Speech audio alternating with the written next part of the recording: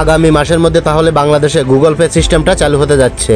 তবে মূল প্রশ্ন হচ্ছে এটা চালু হলে কি কি বাড়তি সুবিধা পাওয়া যাবে এবং ফ্রিল্যান্সারদের কোনো উপকারে আসবে কি না।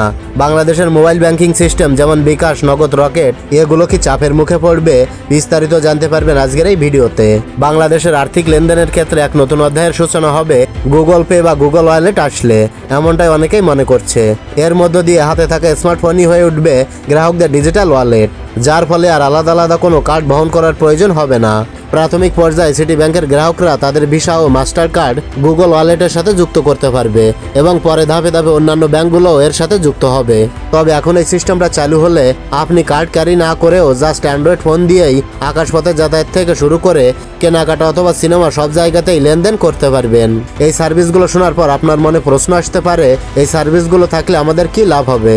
আমরা তো বিকাশ, নগদ, রকেটের মাধ্যমে কার্ড ক্যারি না করে লেনদেন করতে পারি।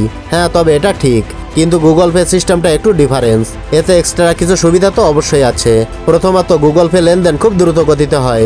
কন্ট্রাক্টলেস সিস্টেম দোকানে থাকলে জাস্ট সেটার উপরে মোবাইলটা ধরবেন এবং সাথে সাথে পেমেন্ট হয়ে যাবে। কিউআর কোডও স্ক্যান করার প্রয়োজন হবে না। আর বিকাশ, নগদ এগুলো স্থানীয় পর্যায়ে সহজ হলেও ইন্টারন্যাশনাল পর্যায়ে যারা লেনদেন করতে চায় তাদের জন্য গুগল পে একটা পারফেক্ট সিস্টেম।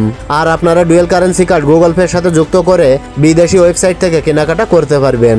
আর একটি ইন্টারেস্টিং বিষয় হলো গুগল ওয়ালেট সাধারণ ব্যবহারকারীদের কেনাকাটা, অনলাইন পেমেন্ট বা এক ইউজার থেকে আরেক ইউজারের কাছে টাকা পয়সা ট্রান্সফারের মতো লেনদেনে কোনো চার্জ কাটে না, যদি ইউজাররা নিজেই ব্যাংক অ্যাকাউন্ট বা ডেবিট কার্ড ব্যবহার করে।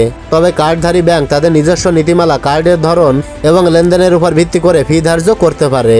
যদি লেনদেনটি আন্তর্জাতিকভাবে হয় অথবা বিদেশি মুদ্রা যদি জড়িত থাকে, তাহলে ব্যাংকগুলো সাধারণত 1 থেকে 3% পর্যন্ত বিদেশি লেনদেন ফি দিতে পারে। তবে ফ্রিল্যান্সারদের জন্য আপাতত দৃষ্টিতে বড় ধরনের কোনো সুবিধা এই গুগল পে সিস্টেম না দিতে পারলেও এটা ডিজিটাল পেমেন্ট সিস্টেমের ক্ষেত্রে নতুন একটা মোড় নিয়ে আসবে, যেটা সাকসেসের উপর ভর করে পেপ্যালের মতো পেমেন্ট সিস্টেম বাংলাদেশে আসার সম্ভাবনা অনেকটাই বেড়ে যাবে।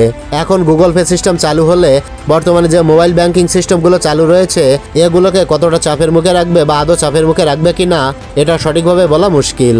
কারণ গুগল পে তাদের কাছে বেশি প্রয়োজন হবে যারা একটু স্মার্ট ও ফাস্ট ওয়েতে পেমেন্ট পছন্দ করে কিংবা ইন্টারন্যাশনাল ওয়েতে ট্রানজাকশন করে থাকে। তবে গ্রাম অঞ্চলে এই সার্ভিসের জনপ্রিয়তা হয়ে ওঠা কঠিন।